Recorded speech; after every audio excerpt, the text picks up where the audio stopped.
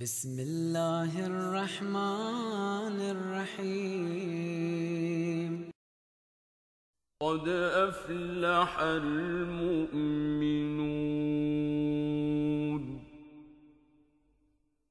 الذين هم في صلاتهم خاشعون. Among the effects of salah, أن الصلاة تنهى عن الفحشاء والمنكر. One of the effects of salah is that it refrains us from sinning. It doesn't allow us to sin. When we pray, we equip ourselves with the spiritual power so that when we go outside in the real world, we don't need to sin. We protect our ears, our eyes, our mouth, our stomach, our hands. Thus, looking at all of these ahadith, among the effects of salah, أَلَا بِذِكْرِ اللَّهِ تَطْمَئِنُّ الْقُلُوبِ. One of the effects of salah is that it brings comfort, spiritual comfort, emotional comfort. Someone has difficulty with depression, sadness, fear, salah takes all of this away. أَلَا بِذِكْرِ اللَّهِ تَطْمَئِنُّ الْقُلُوبِ. Salah brings comfort to the heart. It brings ease. It brings happiness to the heart. Thus, we can summarize from all of these verses and hadith that salah is spiritual ascension. That salah transforms a person, transforms his senses, his eyesight, his hearing. Salah gives us immunity from sinning. Salah brings us comfort. All of these effects are the effects of salah. But you might be asking now that my salah doesn't have these effects. How come I pray and then 2 minutes later when I watch TV, if a bad scene comes up, I watch it?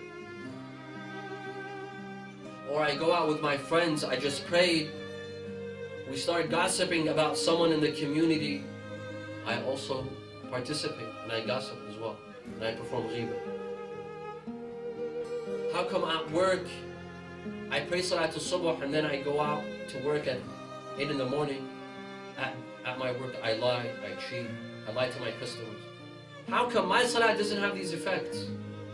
Is this just theoretical that we read in the Quranic verses and in the hadith? Where are the effects? How come I'm not seeing these effects? Is everyone else seeing these effects except me? What is going on? What's the problem? You see, my friends, these effects that we mentioned, they have a condition. When you don't perform the condition, you don't get the effects. You don't get the effects. There's a condition.